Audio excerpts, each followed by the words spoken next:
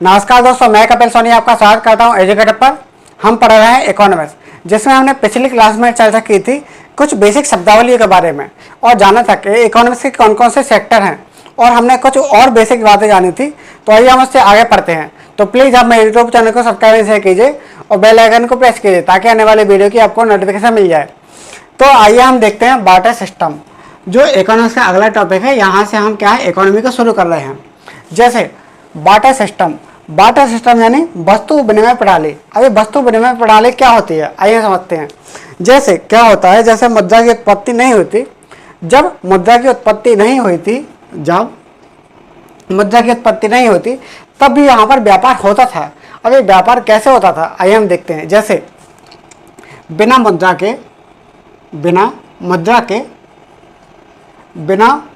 के वस्तुओं का व्यापार, यहाँ पर क्या होता है, बिना मुद्रा के वस्तुओं का व्यापार, बिना मुद्रा के वस्तुओं का व्यापार वस्तुओं के आदान प्रदान के द्वारा होता था। व्यापार वस्तुओं के आदान प्रदान के द्वारा होता था। क्या? आदान प्रदान के द्वारा होता था। इसका मतलब क्या हुआ कि एक मिनट, आदान प्रदान के द्वारा यहाँ पर व्यापार होता था। और ये व्यापार कैसे होता था, जैसे हम समझते हैं। जैसे मान लो कोई व्यक्ति ए है, ठीक है, कोई व्यक्ति यहाँ पर ए है, यहाँ पर एक व्यक्ति बी है, ठीक है। अब मान लो क्या हुआ, ये व्यक्ति बी है, इसने उगाए हैं गेहूँ, ठीक है, इसने गेहूँ उगाए हैं और इसने चावल उगाए हैं। कुछ समय बाद ये हुआ कि व्यक्ति ए ने बोला कि हमें, व्यक्ति बी से बोला कि हमें चावल दे दो, चावल, और इसके बदले हम आपको 1 किलो गेहूँ दे देंगे। मतलब क्या हुआ, मतलब इसने, व्यक्ति ए ने व्यक्ति बी से बोला कि आप हमें 1 किलो चावल दे दो और हम आपको 1 किलो गेहूँ दे देंगे। तो क्या दोनों को काम चल जाएगा। मतलब क्या होता है कि वस्तुओं का आदान प्रदान हो गया, वस्तुओं का लेन देन हो गया। यहाँ पर ऐसे व्यापार हो रहा है। जैसे आपने गाँव में देखा होगा, गाँव में आपने देखा नहीं है, जो कई लड़के आते हैं एक बोरी में, यहाँ पर एक थैले में गेहूँ ले आया, चावल ले आया और किसी साहूकार या दुकानदार को दे दिया। तो दुकानदार ने क्या किया, उसके बदले कोई और सामान दे दिया। जैसे मान लो वो थोड़े से आलू ले आया, आलू के बदले दुकानदार ने क्या किया, थोड़ी सी उसको शक्कर दे दी। मतलब ये क्या है, ये वस्तुओं का व्यापार है। और वह कैसे हो रहा है, वस्तु विनिमय प्रणाली के द्वारा यहाँ पर वस्तुओं का व्यापार हो रहा है। तो ये हमने अभी देखा कि वस्तु विनिमय प्रणाली आखिर क्या है। अब वस्तु विनिमय प्रणाली है, इसके कुछ लाभ हैं। अब लाभ क्या क्या हैं, आइए हम देखते हैं लाभ। जैसे इसका सबसे पहला लाभ क्या है, इसका सबसे पहला लाभ है कि ये सबसे सिंपल फॉर्म है। इसका सबसे पहला लाभ है क्या है, लाभ।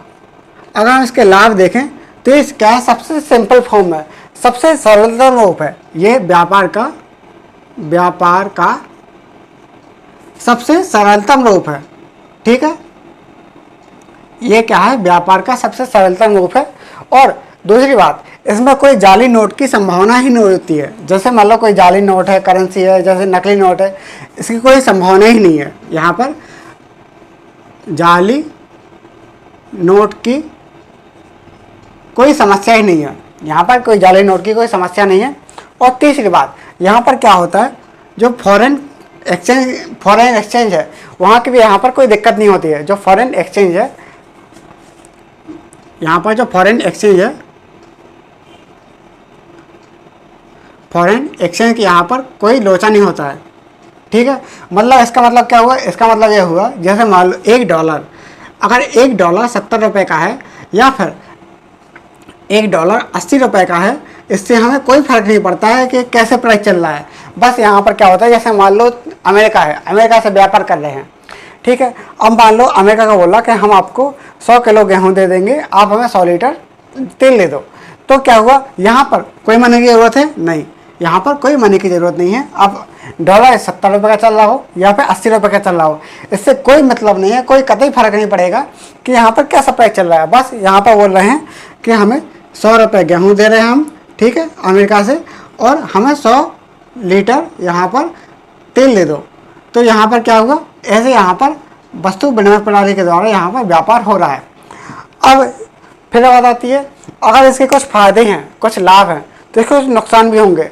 तो वस्तु विनिमय प्रणाली के नुकसान क्या क्या हैं, आइए हम देखते हैं। इसको लिख लीजिए, इसको लिख लीजिए। तो इससे क्या है, वस्तु विनिमय प्रणाली है, अगर इसके कुछ लाभ हैं तो इसके कुछ नुकसान भी होंगे। आइए हम देखते हैं। जैसे इसका सबसे बड़ा नुकसान क्या होता है, इसमें डबल कोइंसिडेंस ऑफ बॉन्ड्स होता है। अगर मान लो डबल कोइंसिडेंस ऑफ बॉन्ड्स नहीं है तो क्या है, यहाँ पर व्यापार संभव ही नहीं है। डबल कोइंसिडेंस ऑफ बॉन्ड्स क्या होता है, सबसे पहले हम समझते हैं। डबल कोइंसिडेंस ऑफ बॉन्ड्स, यहाँ पर आवश्यकताओं का दोहरा संयोग, यानी आवश्यकताओं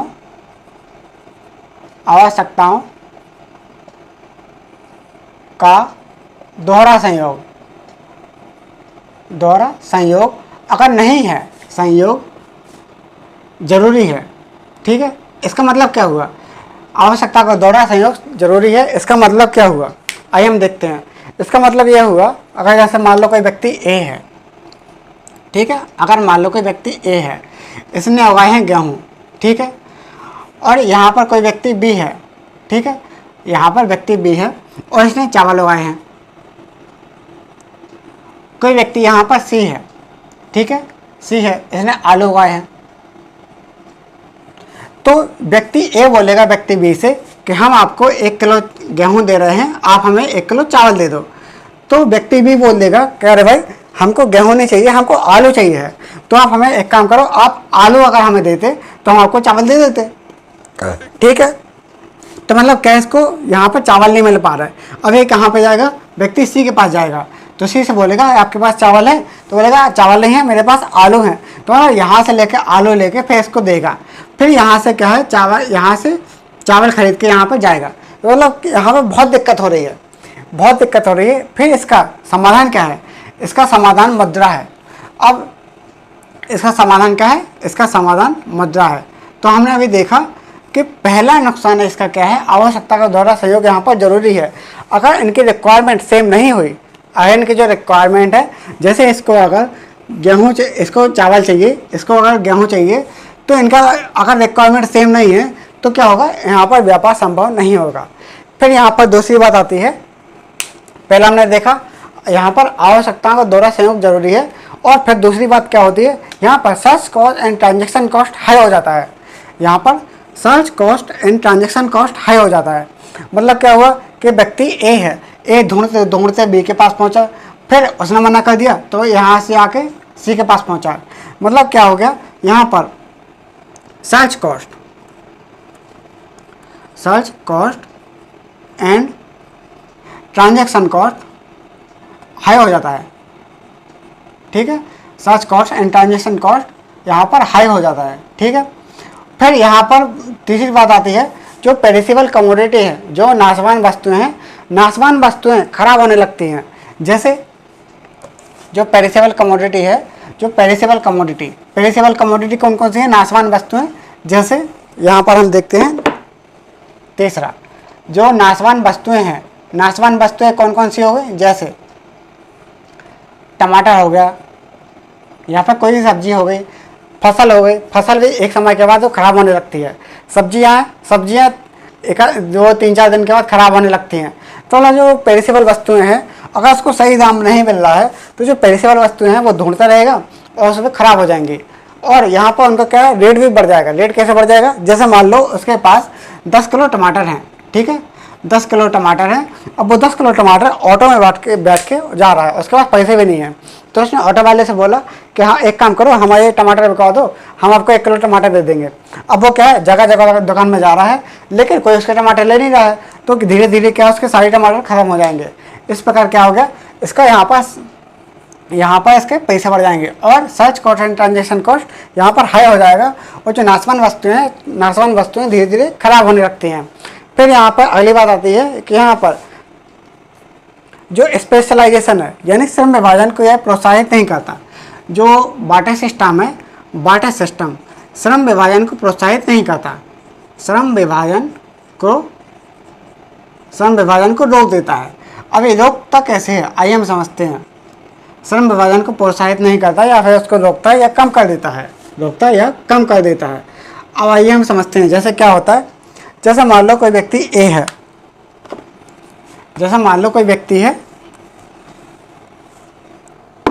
मान लो कोई व्यक्ति ए है, ठीक है, मान लो कोई व्यक्ति ए है और ये क्या है, कंप्यूटर साइंस इंजीनियर है।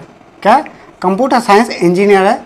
इसने कोई ऐप बनाया, ठीक है, इसने कोई ऐप बनाया, लेकिन इसको चाहिए अब गेहूँ खाने के लिए। गेहूँ तो चाहिए पड़ेगा, रोटी कपड़ा मकान। तो क्या करेगा, ये जाएगा किसान के पास। जो किसान है, किसान को चाहिए पैसे।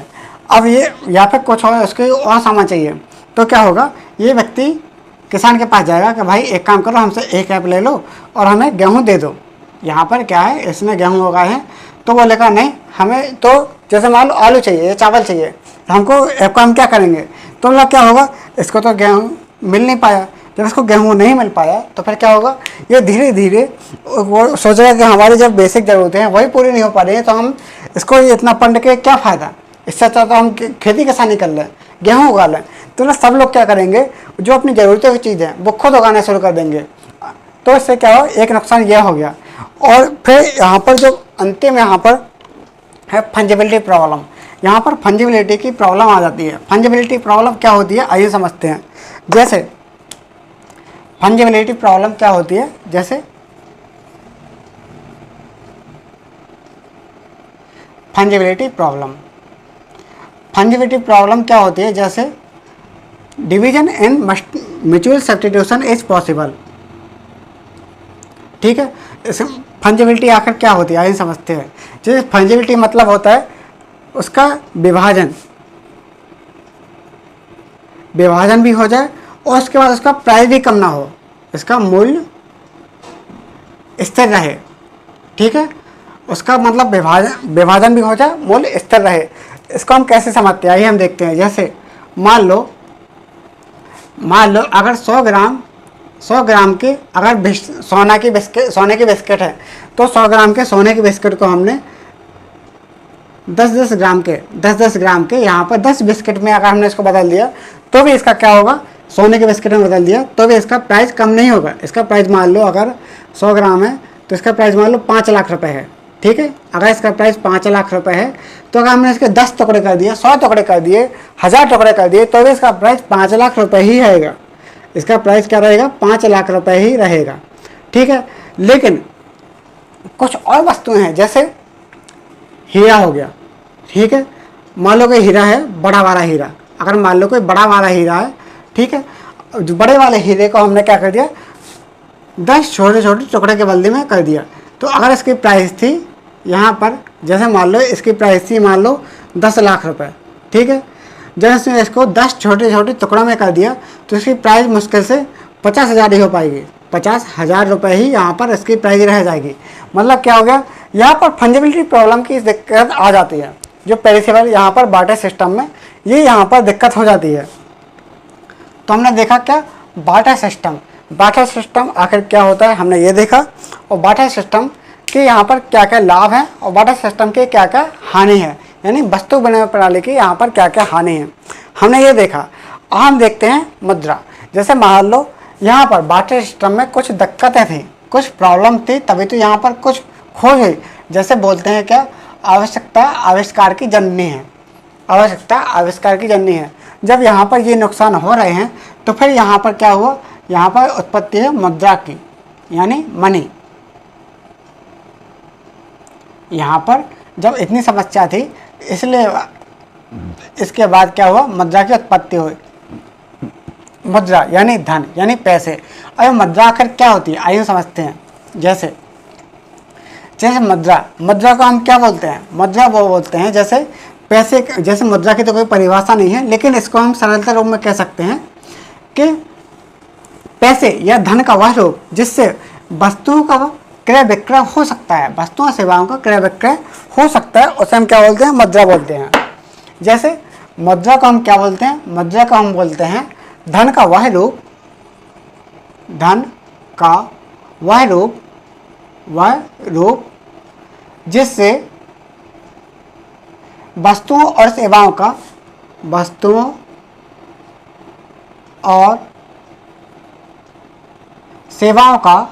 यहाँ पर वस्तुओं और सेवाओं का क्रय विक्रय संभव हो। यहाँ पर वस्तुओं और सेवाओं का क्रय विक्रय मतलब उसको हम खरीद सकते हैं या बेच सकते हैं। तो मुद्रा क्या होती है? मुद्रा वो होती है धन का वह रूप जिससे वस्तुओं और सेवाओं का क्रय विक्रय संभव हो, उसे हम क्या बोलते हैं? मुद्रा बोलते हैं, यानी पैसा बोलते हैं। जैसे हम नहीं बोलते कि आप एक काम करो, हमें 1 घंटा काम कर दो, हम आपको 10 रुपये देंगे, या फिर 1 घंटा काम कर दो, आपको 100 रुपये देंगे, या फिर ये बोतल है, ये मार्कर है, मार्कर हमें दे दो, हम आपको 100 रुपये देंगे। तो मतलब क्या हुआ? यहाँ पर हर चीज़ को यहाँ पर धन के रूप में तोला। धन या पैसे का वह रूप, यहाँ पर क्या लिखेंगे? धन या पैसा या मनी, या फिर मनी, ठीक है। तो धन का वह रूप जिससे वस्तुओं और सेवाओं का क्रय विक्रय संभव हो, उसे हम क्या बोलते हैं? मुद्रा बोलते हैं, ठीक है। अब मुद्रा में हमने ये जाना, तो मुद्रा के कितने प्रकार होते हैं आइए हम देखते हैं। जैसे मुद्रा, तो मुद्रा कितने प्रकार की होती है? प्रकार, तो सबसे पहले अगर हम देखें मुद्रा के प्रकार, तो मुद्रा के प्रकार में अगर बात आती है तो ये कितने प्रकार की होती है? ये होती है 2 प्रकार की। एक होती है प्राथमिक मुद्रा, प्राथमिक मुद्रा मुद्रा, और फिर दूसरा होती है यहाँ पर प्राथमिक मुद्रा, और यहाँ पर होती है क्या? द्वितीयक मुद्रा, यानी सेकेंडरी मनी। जैसे यहाँ पर द्वितीयक मुद्रा, ठीक है। यहाँ पर पहले क्या होती है? प्राथमिक मुद्रा, और दूसरी यहाँ होती है यहाँ पर द्वितीयक मुद्रा। फिर इसके बाद एक अंतिम मुद्रा होती है, इससे निकल के बनी है क्या? प्रासंगिक मुद्रा। क्या? प्रासंगिक। आइए हम समझते हैं कि आखिर क्या होती है, ठीक है। ये प्रासंगिक मुद्रा, अब ये क्या है? ये इसका प्रकार नहीं है, लेकिन इसको बोलते हैं जनरली कि इनसे ही निकले के बना है। तो मतलब मुद्रा के प्रकार कितने हैं? 2 प्रकार के हैं। सबसे पहले ये क्या है? प्राइमरी, यहाँ पर प्राइमरी मनी, यहाँ पर सेकेंडरी मनी, ठीक है। यहाँ पर प्राइमरी और यहाँ पर सेकेंडरी। तो प्राथमिक मुद्रा आखिर क्या होती है? प्राथमिक मुद्रा होती है, जैसे हम देखते हैं क्या प्राथमिक मुद्रा, तो आप उम्मीद करता हूँ कि आप पढ़ रहे होंगे अच्छे से, और आप डेली पढ़िए, क्योंकि अब क्लास डेली शुरू होगी और डेली पढ़ाई जाएगी। और जल्दी ही इकोनॉमिक्स को ख़त्म करने का विचार है, तो जल्दी ही इकोनॉमिक्स का बैच ख़त्म कर दिया जाएगा। तो अगर हम देखते हैं क्या प्राथमिक मुद्रा, तो प्राथमिक मुद्रा जैसे क्या होती है? आइए हम देखते हैं प्राइमरी मनी, प्राथमिक मुद्रा। हमने देखा था मुद्रा के प्रकार, तो मुद्रा के प्रकार में आता है क्या? प्राथमिक मुद्रा। जो प्राथमिक मुद्रा होता है, तो प्राथमिक मुद्रा किसे बोलते हैं? प्राथमिक मुद्रा के कुछ कार्य हैं, जैसे इसके प्रकार हमने देखे मुद्रा के हमने देखे प्रकार, ठीक है। मुद्रा के कार्य देखे, सॉरी मुद्रा के कार्य। अगर हम मुद्रा के कार्य देखें तो इसके कुछ कार्य हैं, जैसे एक होता है प्राथमिक कार्य, दूसरा होता है इसका द्वितीयक कार्य,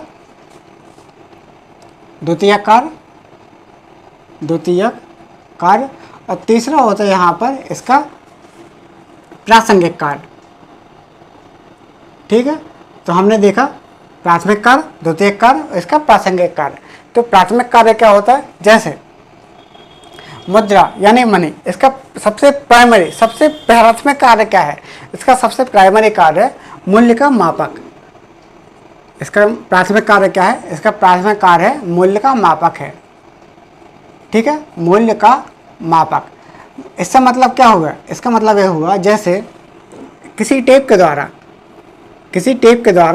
इंची टेप है, तो उसके द्वारा हम लंबाई नाप सकते हैं। इसके टेप के द्वारा हम जैसे लंबाई नाप सकते हैं, जैसे किसी टेप के द्वारा हम लंबाई नाप सकते हैं, जैसे कि मान लो इतने मीटर है या फिर किसी फुट में है, ठीक है। अगर मान लो कि वजन है, वजन को हमने वेट में नाप लिया, अगर मान लो कि वजन है, वजन को हमने वेट में नाप लिया। ऐसे इस प्रकार मुद्रा क्या है? इसको हम मूल्य में नापते हैं, मुद्रा का मापक। मतलब हर चीज़ का यहाँ पर मूल्य डिसाइड कर देते हैं। जैसे मान लो क्या होता है, जैसे मान लो ये है मार्कर, तो बोला क्या ये पेन कितने का है? तो हमने बोल दिया 100 रुपये का है, ठीक है। तो ये क्या हर चीज़ का यहाँ पर मूल्य डिसाइड कर देते हैं। तो क्या है? ये मूल्य का मापक है। जैसे एक इंची टेप के द्वारा हम लंबाई को फीट में या फिर मीटर में नाप लेते हैं, ऐसे इस प्रकार हर चीज़ को मुद्रा में यहाँ पर नाप सकते हैं। जैसे फिर दूसरा बात आती है क्या? ये विनिमय का माध्यम है। क्या? विनिमय का माध्यम है। इसका मतलब क्या हुआ? विनिमय का माध्यम यानी buy and sell goods and service in terms of money, मतलब क्या हुआ कि हम वस्तुओं और सेवाओं को मुद्रा के द्वारा खरीद सकते हैं या बेच सकते हैं। वस्तुओं के यहाँ पर मुद्रा के द्वारा यानी मनी के द्वारा हम वस्तुओं और सेवाओं को खरीद या बेच सकते हैं। तो इसे हम क्या बोलते हैं, विनिमय का माध्यम है। तो इसका हमने प्राथमिक कार्य देखा। प्राथमिक कार्य क्या है इसका, सबसे पहले तो मूल्य का मापक है, फिर दूसरा क्या है, ये विनिमय का माध्यम है। फिर इसका द्वितीयक कार्य में अगर हम देखें तो यहाँ पर हमको एक चीज़ ध्यान रखनी है, क्या, एस टी और डी। एस से मतलब क्या हुआ, स्टोर ऑफ वैल्यू, स्टोर, यहाँ पर ट्रांसफर और यहाँ पर डिफर्ड पेमेंट। ठीक है, इसका मतलब क्या हुआ, सबसे पहले आता है स्टोर ऑफ वैल्यू में क्या होता है कि हम क्या है मुद्रा को स्टोर करके रख सकते हैं। जैसे यहाँ पर जो बाटा सिस्टम था, बाटा सिस्टम में हम क्या है वस्तु यहाँ पर मूल्य को स्टोर करके नहीं रख सकते। जैसे मान लो हमने आलू को हम कब तक स्टोर करके रखेंगे, उसकी ज़्यादा से ज़्यादा 1 महीने, 2 महीने, 4 महीने, 6 महीने, इससे ज़्यादा हम स्टोर करके नहीं रख सकते। जैसे गेहूँ है, गेहूँ को हम 5-6 महीने या फिर 1 आध साल इससे ज़्यादा स्टोर करके नहीं रख सकते हैं। तो यहाँ पर हम मूल्य को स्टोर करके रख सकते हैं, करेंसी यानी मुद्रा को हम स्टोर करके रख सकते हैं। जैसे हम उसको बैंक में स्टोर कर सकते हैं, या फिर अपने घर के तिजोरी में रख सकते हैं। लेकिन ध्यान रखें ज़्यादा नहीं रख सकते, नहीं तो टैक्स लग जाएगा, छापा लग जाएगा। ठीक है, हम बैंक में रख सकते हैं, तिजोरी में रख सकते हैं। और ट्रांसफ़र ऑफ मनी, इसका द्वितीयक कार्य क्या है, ट्रांसफर ऑफ मनी। सबसे पहले काम क्या है यहाँ पर स्टोर ऑफ वैल्यू, फिर ट्रांसफर ऑफ वैल्यू यानी मूल्य का स्थानांतरण। जैसे मान लो कोई व्यक्ति यहाँ पर जम्मू एंड कश्मीर में काम कर रहा है, और उसकी फैमिली रहती है यहाँ पर कन्याकुमारी, यहाँ पर तमिलनाडु में, उसकी फैमिली रहती है तमिलनाडु में।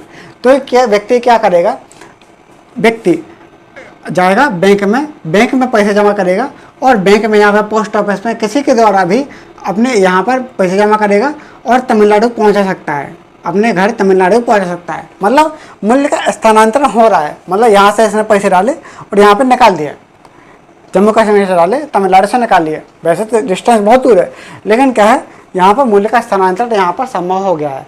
फिर यहाँ पर तीसरा आता है डिफर्ड पेमेंट।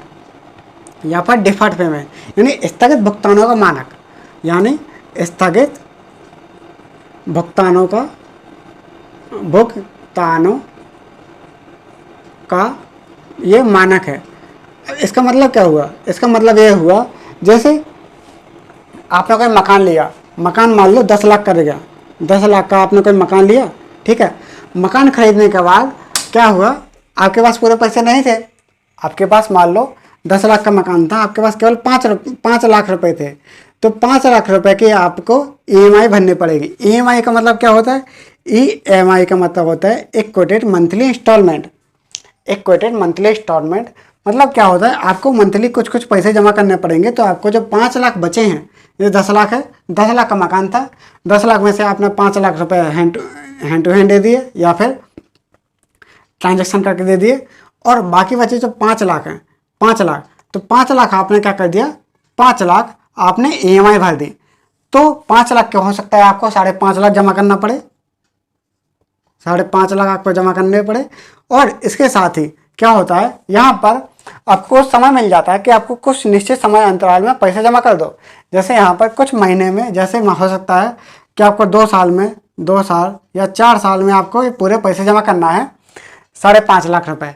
तो यहाँ पर क्या हो जाता है, स्थगित भुगतानों को ये मानक संभव हो सकता है किसके, मनी के द्वारा। तो मनी का हमने प्राथमिक कार्य क्या देखा, प्राथमिक कार्य हमने देखा कि क्या है, मूल्य का मापक है, ये क्या है, मूल्य को नापता है। जैसे लेंथ को हम लंबाई या फीट में नाप लेते हैं, ऐसे यहाँ पर हम मूल्य को रुपए में नाप सकते हैं। पर दूसरा क्या है, ये विनिमय का माध्यम है। विनिमय का माध्यम मतलब क्या हुआ कि buy and sell goods and service in terms of money, मतलब मुद्रा के द्वारा हम वस्तुओं और सेवाओं को खरीद या बेच सकते हैं। फिर यहाँ पर द्वितीय कार्य क्या है, STD। यहाँ पर हम ध्यान रखिए STD। S मतलब क्या हुआ, स्टोर ऑफ वैल्यू, T मतलब ट्रांसफर ऑफ वैल्यू, और D मतलब डिफर्ड पेमेंट। ठीक है, D मतलब क्या हुआ, डिफर्ड पेमेंट यानी स्थगित भुगतानों का मापक। अब इसके बाद क्या होता है, इसके कुछ प्रासंगिक कार्य भी हो जाते हैं। इसके प्रासंगिक कार्य कौन कौन से हो जाते हैं, जैसे आइए हम समझते हैं। उम्मीद करता हूँ आप इसको लिख लीजिए। इसका जो अंतिम पॉइंट है प्रासंगिक कार्य। अब वो प्रासंगिक कार्य क्या होते हैं आइए समझते हैं। जैसे प्रासंगिक कार्य का मतलब है कि पूरे वित्तीय बाजार का आधार क्या है, मनी। पूरे वित्तीय बाजार का आधार क्या है, मनी यानी पैसा। अब पूरे वित्तीय बाजार का आधार मनी पैसा कैसे है आइए हम समझते हैं। जैसे प्रासंगिक कार्य को अगर हम देखें तो ये वित्तीय बाजार का आधार है, पूरे वित्तीय बाजार का आधार है। अब वो आधार कैसे है आइए हम समझते हैं। जैसे पूरे वित्तीय बाजार का आधार कैसे है, जैसे मान लो आपने क्या किया, आपने ठीक है आपने सरकार को टैक्स दिया, ठीक है। अब सरकार क्या करेगी, अब सरकार को हर चीज़ के लिए सामान तो चाहिए है, तो किसी उद्योगपति से यही डिमांड करेगा। यहाँ पर क्या है, कोई बिजनेसमैन है तो बिजनेसमैन से क्या करेगा, ये डिमांड करेगा। अब ये क्या है, कोई बिजनेसमैन से यह डिमांड करेगा और डिमांड करने के बाद फिर क्या बोलेगा, जैसे मान लो इसने इसको टैक्स दिया, ठीक है, इसके पास पैसा आया, इसने क्या डिमांड रखी, यानी इससे जो बिजनेसमैन है, बिजनेसमैन से इसने डिमांड रखी। तो बिजनेसमैन से डिमांड रखने के बाद इसने अपने कर्मचारियों को पैसा तो दे हुआ, तनख्वाह तो दे हुई। जैसे मान लो इसके कर्मचारी हैं, कर्मचारी, तो इन कर्मचारियों को इसने तनख्वाह तो दी होगी। जब इसने तनख्वाह दी होगी, तनख्वाह देने के बाद फिर इसने क्या होगा, कर्मचारी हैं उन्होंने यहाँ पर टैक्स चुकाया होगा, यहाँ पर इसने टैक्स चुकाया, तो यहाँ पर इसने टैक्स चुकाया, यहाँ से इसने डिमांड रखी बिजनेसमैन से, बिजनेसमैन ने क्या किया, सामान बनाया और इसको दे दिया। सामान बनाने के बाद इसने अपने कर्मचारी को यहाँ पर पैसे दिए, इनके पास धन आया, धन ने क्या किया, पैसा आने के बाद इनने सरकार को टैक्स दिया। सरकार को टैक्स देने के बाद सरकार क्या करेगी, कल्याणकारी योजना निकालेगी, कल्याणकारी यहाँ पर योजनाएं निकालेगी और गरीब जनता को बांटेगी। तो ये क्या हो गया, ये प्रासंगिक कार्य हो गया। प्रासंगिक कार्य तो क्या है, वित्तीय बाजार का आधार है, वित्तीय बाजार का यहाँ पर आधार है पैसा। फिर यहाँ पर क्या होता है, ये फैक्टर ऑफ प्रोडक्शन का यहाँ पर ये क्या है, मापक है। ये फैक्टर ऑफ प्रोडक्शन का सबसे इंपॉर्टेंट चीज है, मतलब उत्पादन का कारक है। फैक्टर ऑफ प्रोडक्शन है यानी उत्पादन का कारक। अब ये उत्पादन का कारक कैसे होगा आइए हम समझते हैं। जैसे फैक्टर ऑफ प्रोडक्शन क्या होता है, जैसे फैक्टर ऑफ प्रोडक्शन। अब इसका मतलब क्या हुआ, इसका मतलब यह हुआ, जैसे आप गए, आपको अगर मान लो कोई मकान बनाना है, घर बनाना है, तो इसके लिए आपको 3 चीज़ों की जरूरत पड़ेगी। सबसे पहले लैंड, लेबर, ठीक है, लैंड चाहिए पड़ेगा, लेबर चाहिए पड़ेगा, ठीक है, और तीसरा चीज इंपॉर्टेंट चीज कैपिटल चाहिए पड़ेगा। इन 3 चीज़ों की जरूरत पड़ेगी। लैंड चाहिए पड़ेगा तो हम रुपए में खरीद सकते हैं। अगर इसको हम लेबर अगर हम हायर करते हैं तो हमको उनका दैनिक वेतन देना पड़ेगा, दैनिक मजदूरी देनी पड़ेगी, मजदूरी, ठीक है। और अगर हम इसका कैपिटल, यहाँ पर कैपिटल के लिए हमको पैसे चाहिए पड़ेगा, इसके लिए हमको पैसे चाहिए पड़ेगा, दैनिक मजदूरी के लिए हमको पैसे चाहिए पड़ेगी। मतलब ये क्या हो गया, ये फैक्टर ऑफ प्रोडक्शन है, मतलब ये उत्पादन का कारक है। जो मुद्रा है, मुद्रा क्या है, उत्पादन का कारक है। और यहाँ पर creation and redistribution of money, national income, मतलब क्या होगा, यहाँ पर राष्ट्रीय आय का पुनः वितरण करने में मदद करता है। ये क्या है, राष्ट्रीय आय का पुनः वितरण करने में मदद करता है। तीसरा क्या होगा, यहाँ पर राष्ट्रीय आय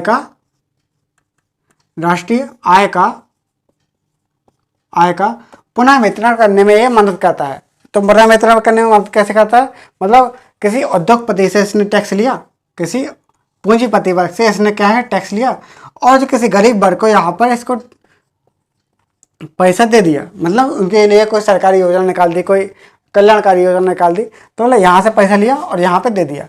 तो ये क्या होगा, राष्ट्रीय आय का पुनः वितरण करने में ये मदद करता है। क्या करता है, पैसा का इसकी राष्ट्रीय आय को पुनः वितरण करने में मदद करता है। तो हमने ये देखा, तो हमने क्या देखा, हमने सबसे पहले यहाँ पर देखा बार्टर सिस्टम। आखिर बार्टर सिस्टम क्या होता है? बार्टर सिस्टम में कुछ कमियां थी, इसलिए यहाँ पर मुद्रा की उत्पत्ति हुई। अब मुद्रा हमने देखा यानी मनी, मनी को देखा। तो मनी में हमने देखा था कि मनी आखिर क्या होती है और मनी के कार्य क्या क्या हैं। अब हम मनी के प्रकार देखेंगे, प्रकार यानी उत्क्रांति और प्रकार। हम ये देखेंगे आखिर मनी आखिर इसके प्रकार कौन कौन से हैं, इसके मनी के प्रकार कौन कौन से हैं। आइए हम प्रकार देखें। सबसे पहले अगर इसके प्रकार देखें तो पहला प्रकार आता है क्या? वस्तु मुद्रा यानी कमोडिटी मनी। ठीक है, सबसे पहले अगर हम देखें तो यहाँ पर आता है कमोडिटी मनी यानी वस्तु मुद्रा। सबसे पहले यहाँ पर क्या आता है? वस्तु मुद्रा यानी कमोडिटी मनी, वस्तु मुद्रा यानी कमोडिटी मनी। फिर यहाँ पर दूसरी में यहाँ पर क्या आता है? धातु मुद्रा। धातु, पहले आता है वस्तु मुद्रा, फिर आता है धातु मुद्रा। धातु मुद्रा के बाद आता है पेपर मनी। पेपर मनी क्या होती है? जैसे पेपर, करेंसी। तो ये क्या होता है? तीसरा क्या होती है? तीसरा पेपर मनी।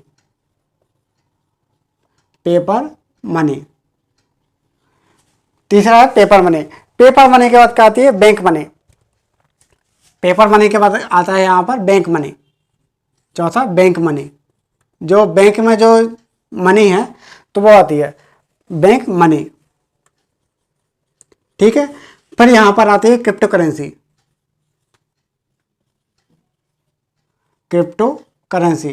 ठीक है, तो ये क्या हमने देखा धीरे धीरे इनका मुद्रा का कैसे कैसे यहाँ पर प्रकार है। तो हमने देखा मुद्रा के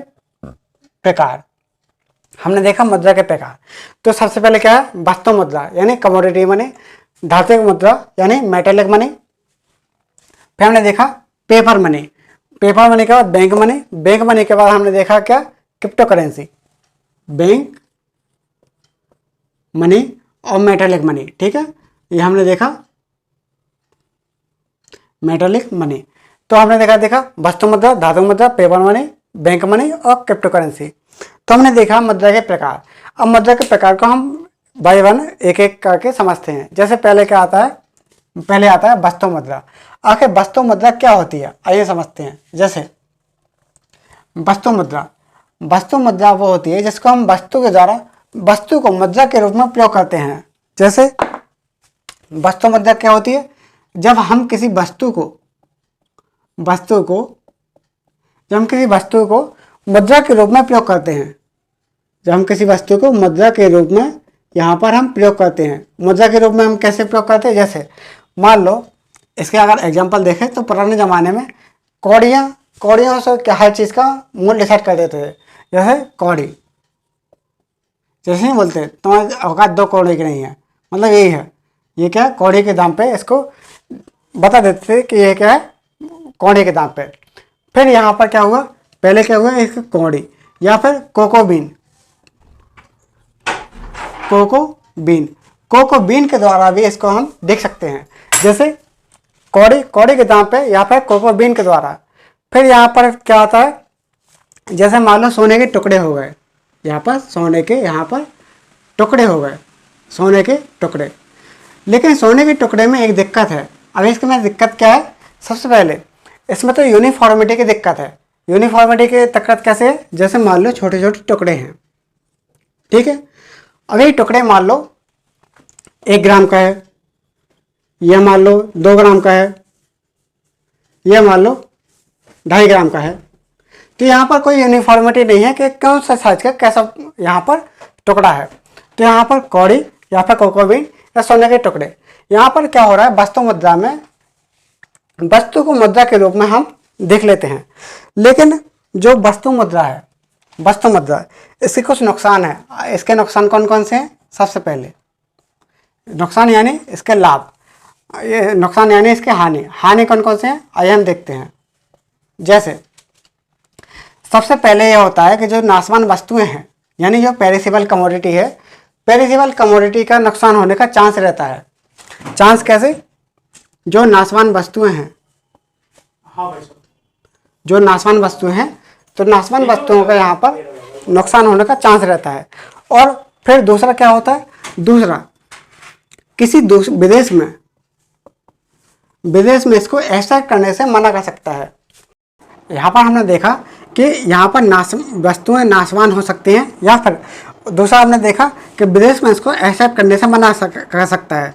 इसका हमने तीसरा नुकसान ये देखा कि कोई यूनिफॉर्मिटी, यानी यहाँ पर प्योरिटी की यहाँ पर कोई गारंटी नहीं है, यानी हमें ये पता नहीं है कि वो कितना प्योर होगा। कोई अगर सामान है तो सामान में भी प्योरिटी की यहाँ पर कोई गारंटी नहीं है कि कोई प्रोडक्ट कितना, यहाँ पर कोई वस्तु यहाँ पर कितना प्योरिटी होगा। फिर यहाँ पर इसका एक जो वस्तु मुद्रा है यानी कमोडिटी मनी है, कमोडिटी मनी जो है इसका वो इंट्रिंसिक वैल्यू होती है, इसकी जो कमोडिटी मनी है इसकी इंट्रिंसिक वैल्यू होती है। मतलब क्या हुआ, इसका मतलब यह हुआ कि जैसे इंट्रिंसिक वैल्यू मान लो अंतर्भूत मुद्रा होती है, अंतर्भूत मूल्य होता है। क्या अंतर्भूत मूल्य होता है। अंतर्भूत मूल्य का मतलब क्या हुआ, इसका मतलब यह हुआ जैसे मान लो आपने सोने के टुकड़े के वजह से आपने क्या किया, सोने के टुकड़े देके आपने सामान खरीद लिया, ठीक है। अब वो सामान खरीद लिया सोने के टुकड़े की वजह से, आपने सोने के टुकड़े देकर सामान खरीदा। सामने वाला क्या कर सकता है, जो सोने के टुकड़े हैं उनको गलाकर आभूषण बना सकता है। जो कोकोआ बीन है, कोको बीन को यहाँ पर कोकोआ बीन है तो कोको बीन को यहाँ पर चॉकलेट बना सकता है। मतलब क्या है, इनका कोई इंट्रिंसिक वैल्यू होती है, यानी इंट्रिंसिक वैल्यू यहाँ पर होती है, यानी हाँ होती है। फिर जो हमने देखा क्या, वस्तु मुद्रा की बात आती है धातु मुद्रा। अब धातु मुद्रा आखिर क्या होती है हम समझते हैं। जैसे अगर हम धातु मुद्रा को देखें यानी मेटेलिक मनी, बस अभी ये देखा हमने वस्तु मुद्रा। तो वस्तु मुद्रा को हमने क्या देखा, जब हम वस्तु को मुद्रा के रूप में उपयोग करते हैं तो उसे हम क्या बोलते हैं, वस्तु मुद्रा। इसके क्या क्या जैसे एग्जांपल है, जैसे कोको बीन हो गई, या फिर कौड़ी हो गई। कौड़ी के अलावा यहाँ पर सोने के टुकड़े हो गए। लेकिन इसके कुछ नुकसान है। नुकसान क्या क्या है, सबसे पहले इसमें यूनिफॉर्मिटी की दिक्कत है, छोटा है या बड़ा है, कौड़ी छोटी है या बड़ी है, कोको बीन छोटा है बड़ा है, मतलब ये हो सकता है।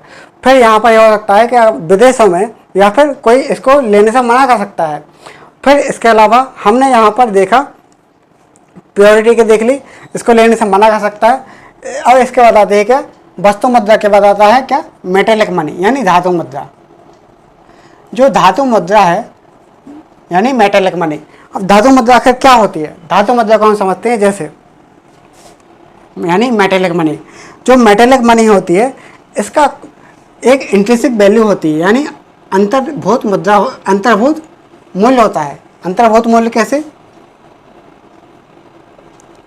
अंतर्भूत मूल्य सबसे पहले हम ये समझते हैं कि धातु मुद्रा क्या होती है। जब हम किसी धातु को मुद्रा के रूप में उपयोग करते हैं उससे बोलते हैं हम क्या, धातु मुद्रा।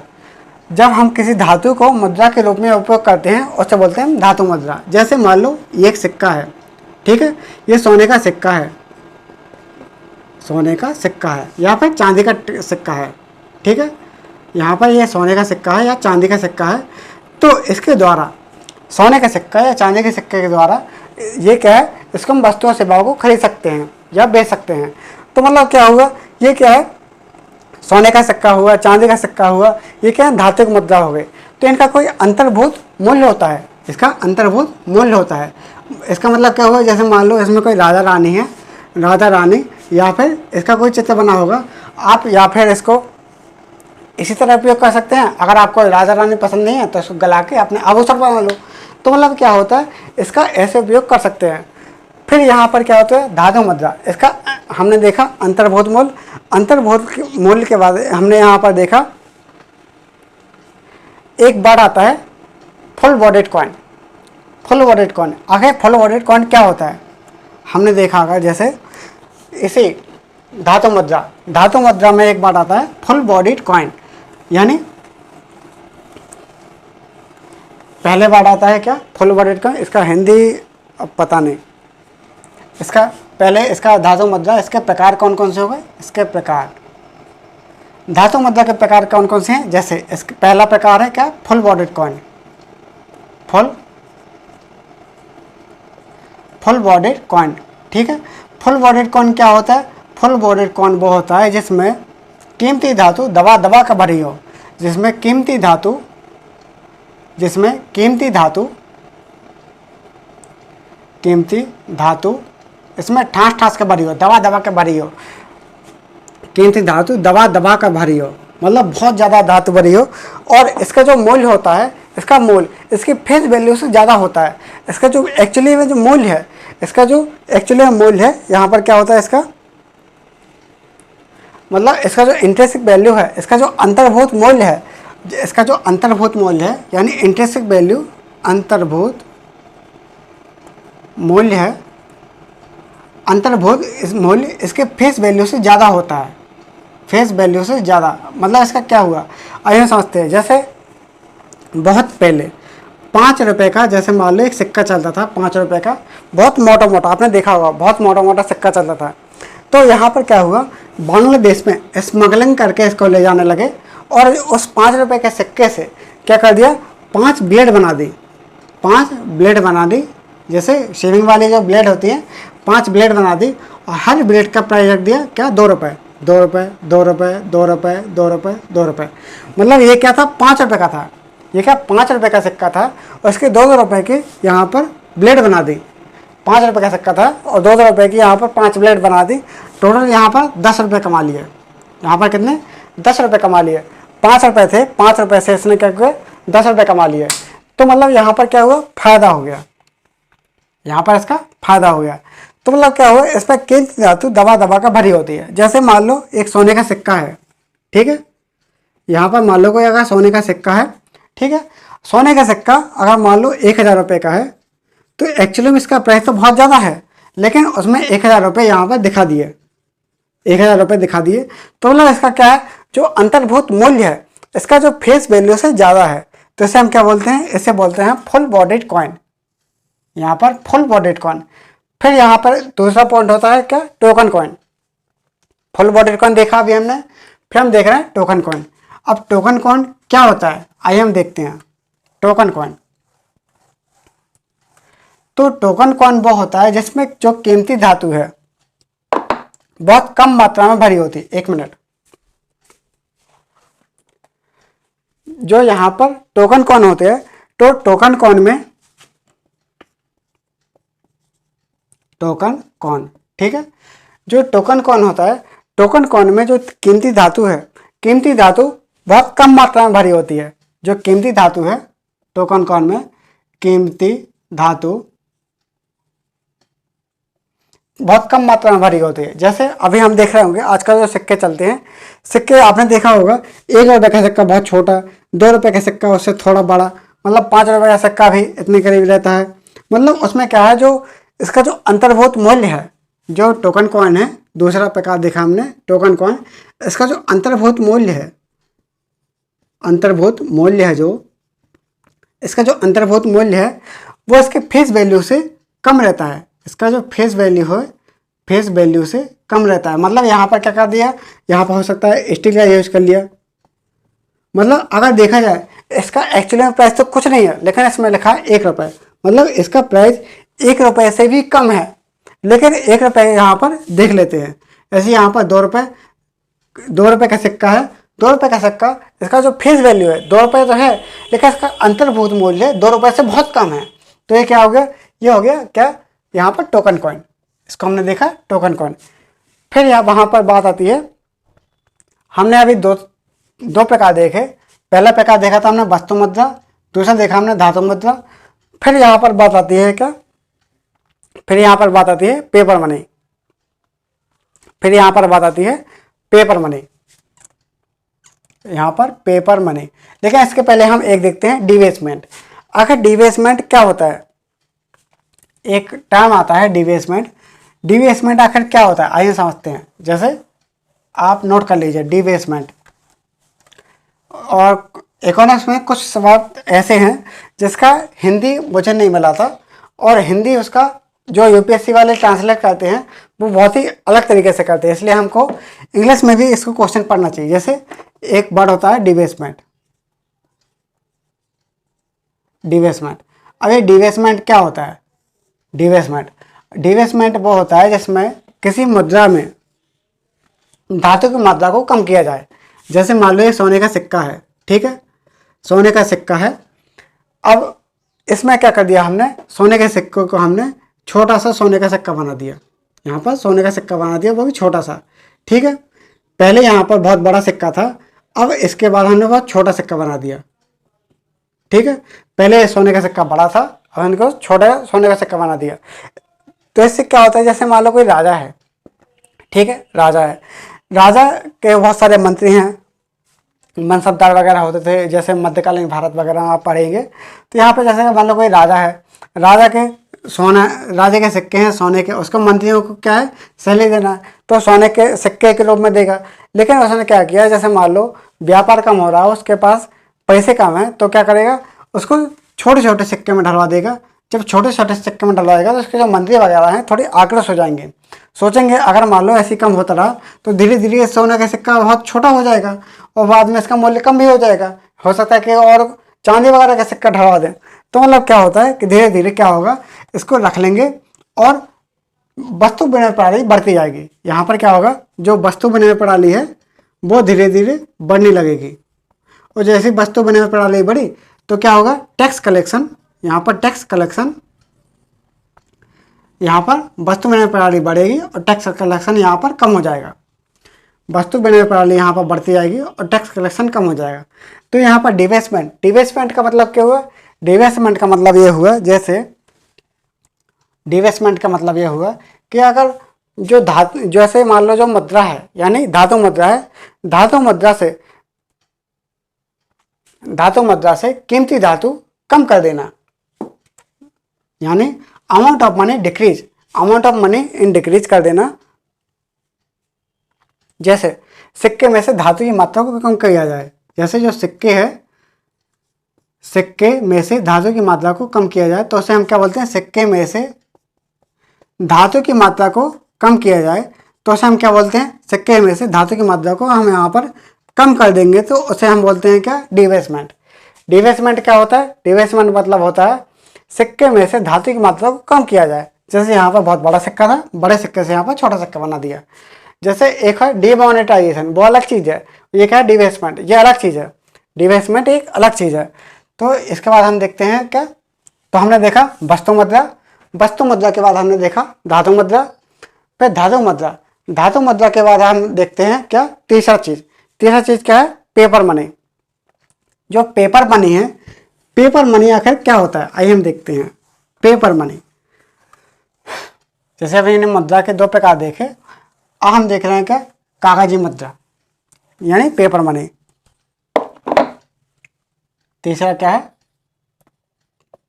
कागजी मुद्रा। ठीक है, अब कागजी मुद्रा यानी पेपर मनी, आखिर क्या होता है, कागजी मुद्रा यानी पेपर मनी, पेपर मनी।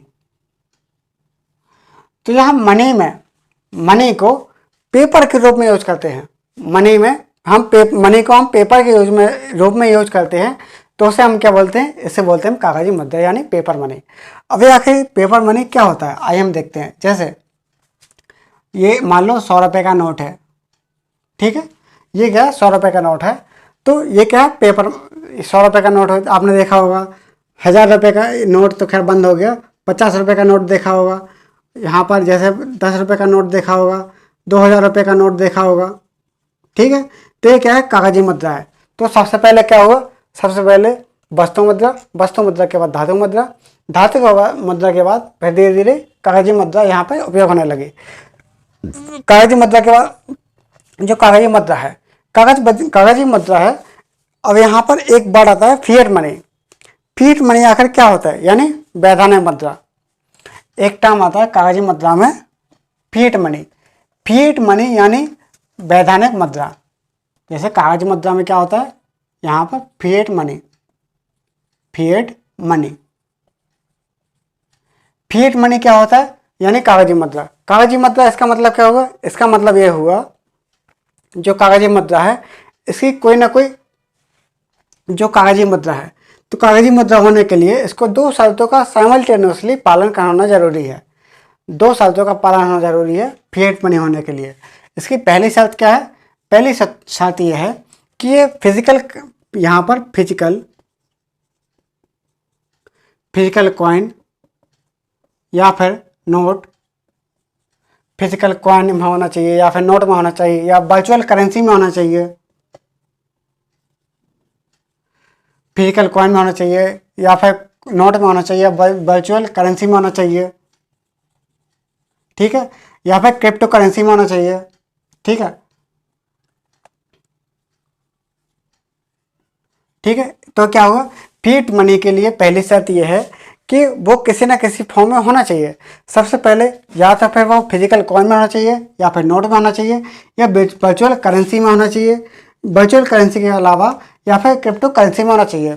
फिर इसकी दूसरी शर्त क्या है, इसकी दूसरी शर्त है यहाँ पर कि वो वहाँ के जहाँ पर ये है तो वहाँ पर किसी राजा रानी या वहाँ के केंद्रीय बैंक के द्वारा इसको स्वीकृति मिलना चाहिए।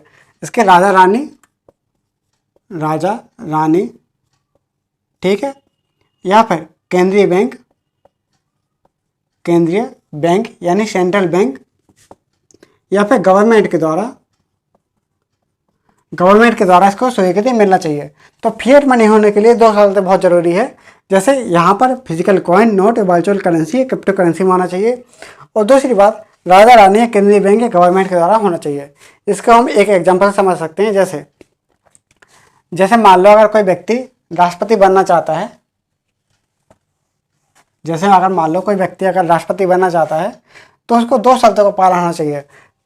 अगर मान लो कोई व्यक्ति को अगर राष्ट्रपति बनना है, जैसे अभी श्रीमती द्रौपदी मुर्मू को बनाया गया है, जैसे अगर किसी को राष्ट्रपति बनना है तो इसके लिए दो शर्तें होना जरूरी है। सबसे पहले उसकी एज 35 ईयर से अधिक होना चाहिए, और दूसरी बात उसके पास नागरिकता होनी चाहिए, उसके पास भारत की नागरिकता होनी चाहिए। तो यहाँ पर दो शर्तें हैं, सबसे पहले उसकी एज 35 साल होना चाहिए और नागरिकता होनी चाहिए।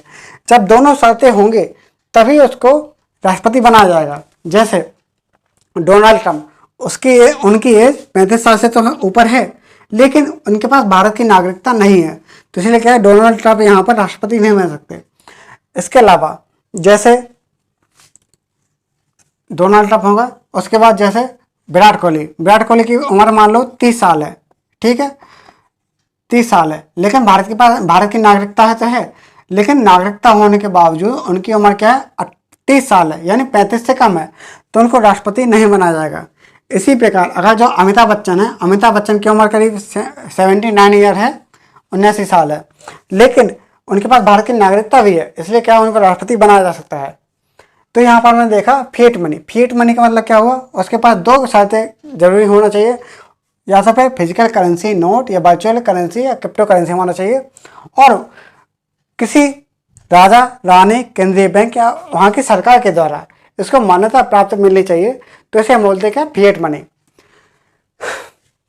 तो अभी हमने देखा फिएट मनी के बाद होता है क्या, लीगल टेंडर। जो लीगल टेंडर इसका हिंदी क्या होगा, इसका होगा जैसे वैधानिक निविदा, पता नहीं कैसा नाम है, जैसे फिएट मनी के बाद यहाँ पर है क्या, लीगल टेंडर, ठीक है।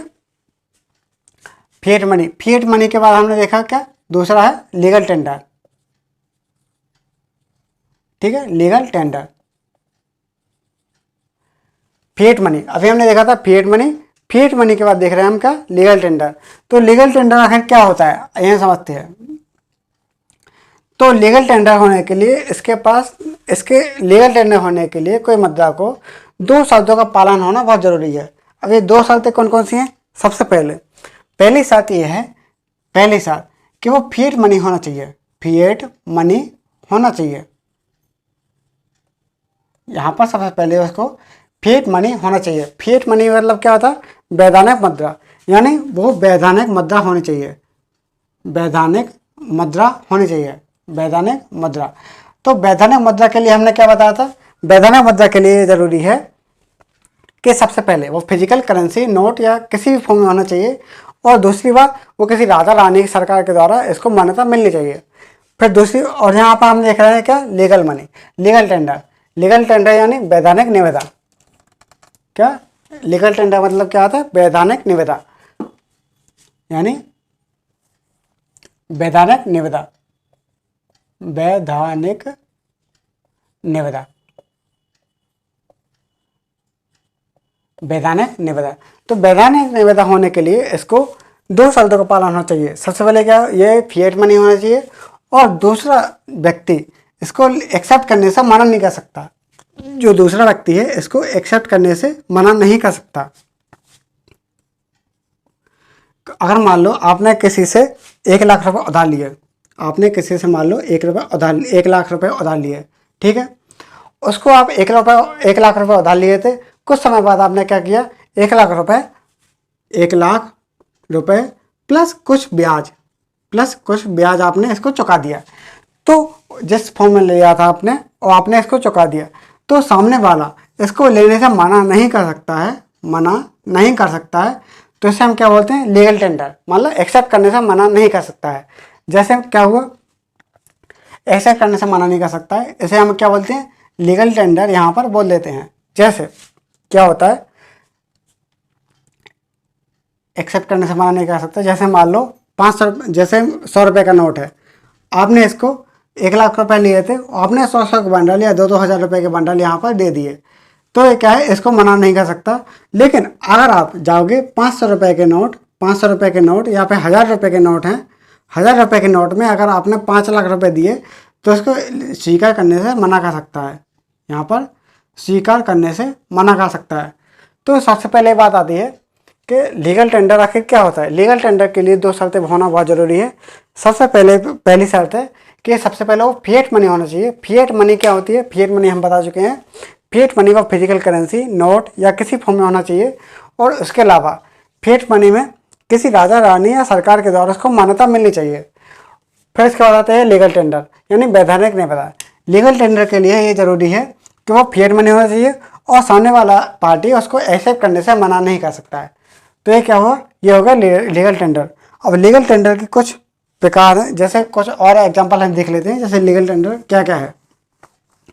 जैसे अभी जो भारत में करेंसी चल रही है, वर्तमान नोट चल रहे हैं, करेंसी नोट या सिक्के।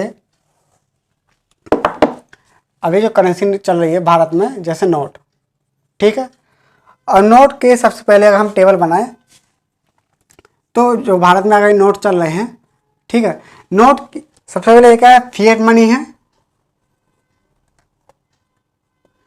अगर हम देखें फिएट मनी है नोट, तो नोट क्या है, जो 2 रुपये से लेकर 2000 तक, एक्सेप्ट 500 और 1000 रुपये के नोट, ठीक है। 500 और 1000 रुपये के नोट छोड़कर सभी नोट यहाँ पर क्या है, फिएट मनी है, और सामने वाला पार्टी उसको लेने से मना नहीं कर सकता है। ये क्या है, लीगल टेंडर है, यहाँ पर लीगल टेंडर। तो इसका मतलब क्या हुआ, जो 2000 रुपये के, 2 से लेकर 2000 रुपये के नोट है, या फिर 1 रुपये का नोट, कोई या फिर कोई सिक्के हो गए, जो करेंसी है, इसको हम ऐसे लिख देते हैं करेंसी। जो करेंसी है, करेंसी फिएट मनी है, यस। जो लीगल टेंडर है, यस। लेकिन जो 500 रुपये के, 1000 रुपये के नोट हैं, जो यहाँ पर क्या हो गया, डिमोनेटाइजेशन हो गया, यानी नोटबंदी हो गई। नोटबंदी के बाद वाले नोट, जैसे 500 या 1000 रुपये के नोट, ये क्या है, फिएट मनी है? नहीं, फिएट मनी तो है, यस, क्योंकि 500 रुपये के नोट फिजिकल है और इसको राजा रानी या सरकार ने इसको लागू किया था। इसके अलावा ये क्या लीगल टेंडर है? नहीं, क्योंकि सामने वाला पार्टी नोटबंदी के बाद वाले नोट को एक्सेप्ट करने से मना कर सकता है, ठीक है। तो हमने देखा 500 रुपये के नोट या फिर 1000 रुपये के नोट। फिर आता है जैसे डॉलर, जैसे क्या है,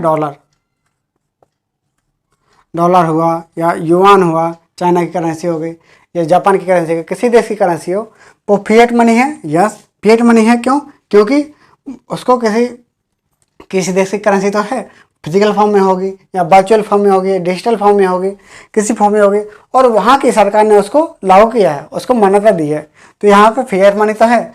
लेकिन भारत में लीगल टेंडर इन इंडिया, लेकिन भारत में क्या है, वो यहाँ पर डॉलर या युआन लीगल टेंडर नहीं है। क्यों?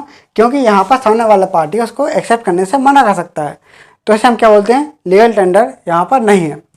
फिर जैसे गवर्नमेंट सिक्योरिटी है, जैसे गवर्नमेंट सिक्योरिटी हो गई, गवर्नमेंट सिक्योरिटी हो गई, गवर्नमेंट सिक्योरिटी सरकार तो लागू करती है, लेकिन सामने वाला पार्टी उसको लेने से मना कर सकता है। और सबसे पहली बात, ये क्या फिजिकल करेंसी है, नोट में नहीं है, इसलिए क्या फिएट मनी भी नहीं होगी। फिएट मनी नहीं है तो लीगल टेंडर तो हो ही नहीं सकता। इसके अलावा यहाँ पर और एग्जाम्पल अगर देखें तो share bond debenture, share bond debenture ये वगैरह क्या होगा, ये ना तो फिजिकल फॉर्म में है, ना फिर किसी नोट में है, और ना कोई करेंसी है। इसके अलावा जब ये नहीं है तो ये क्या फिएट मनी भी नहीं होगी। फिएट मनी नहीं है तो ये क्या है, ये लीगल टेंडर भी नहीं होगा। फिर इसके बाद अगर हम देखते हैं क्या, बिटकॉइन। तो बिटकॉइन क्या है, बिटकॉइन तो बिटकॉइन एक वर्चुअल करेंसी है, बिटकॉइन एक क्रिप्टो करेंसी है, लेकिन इसको किसी भी सरकार ने मान्यता नहीं दी है, हालांकि एक देश ने दी है। तो मतलब क्या है, भारत की बात कर रहे हैं तो भारत में इसको मान्यता नहीं मिली है, तो इसलिए हम क्या बोलेंगे, ये फिएट मनी नहीं है। जब फिएट मनी नहीं है तो सामने वाला पार्टी उसको लेने से मना कर सकता है, इसलिए हम क्या बोलेंगे, इसको लीगल टेंडर यहाँ पर इंडिया में नहीं है। तो हमने देखा जो नोट करेंसी है, नोट या करेंसी, ये क्या है, लीगल टेंडर है, और बाकी जो हमने देखा वो लीगल टेंडर यहाँ पर नहीं है इंडिया में। तो हमने कुछ बेसिक बातें जानी है। हमने पढ़ा है क्या, बार्टर सिस्टम। बार्टर सिस्टम में हमने देखा है, बार्टर सिस्टम में कि बार्टर सिस्टम क्या होता है, उसके लाभ क्या हैं, उसके हानि क्या हैं। बार्टर सिस्टम के बाद हमने देखा मनी यानी धातु मुद्रा। धातु मुद्रा को हमने देखा, धातु मुद्रा को कि धातु मुद्रा आखिर क्या होती है। धातु मुद्रा को हमने देखने के बाद हमने देखा full bodied coin, full bodied के बाद कॉइन के बाद हमने देखा टोकन कॉइन, टोकन कॉइन के बाद हमने देखा क्या, डिबेसमेंट, डिबेसमेंट के बाद हमने देखा क्या, उसके पहले हमने देखा था मुद्रा के प्रकार, मुद्रा के प्रकार हम देख रहे थे। उसके पहले हमने देखा था मुद्रा के फंक्शन यानी उसके कार्य क्या क्या है। फिर हमने देखा क्या, फिएट मनी। यहाँ पर तीसरा हमने देखा पेपर मनी। पेपर मनी मतलब कागजी मुद्रा। कागजी मुद्रा को हमने देखा, कागजी मुद्रा, कागजी मुद्रा को हमने देखा दो चीज़ों में, जैसे फिएट मनी, फिएट मनी के बाद हमने देखा लीगल टेंडर इन इंडिया, जैसे फिएट मनी और लीगल टेंडर। तो हमने ये बातें समझी है। अगली क्लास में हम जानेंगे क्या, धातु मुद्रा देखा हमने, धातु मुद्रा के बाद बैंक मनी, धातु मुद्रा, कागजी मुद्रा, कागजी मुद्रा के बाद बैंक मनी। तो अगली क्लास में हम चर्चा करेंगे कागजी मुद्रा के बारे में। तो प्लीज़ आप मेरे यूट्यूब चैनल को सब्सक्राइब शेयर कीजिए और बेल आइकन को प्रेस कीजिए ताकि आने वाले वीडियो की आपको नोटिफिकेशन मिल जाए। उम्मीद करता हूँ कि आप अच्छे से पढ़ रहे होंगे और एक क्लास डेली चलेगी और एक क्लास कंटिन्यू चलेगी, और उम्मीद करता हूँ कि करीब 60-70 क्लास में ये पूरा लेक्चर, पूरा सब्जेक्ट कंप्लीट हो जाएगा। तो उम्मीद करता हूँ आप बहुत अच्छे से पढ़ाई कर रहे होंगे। सभी को रक्षाबंधन की बहुत बहुत शुभकामनाएं। धन्यवाद।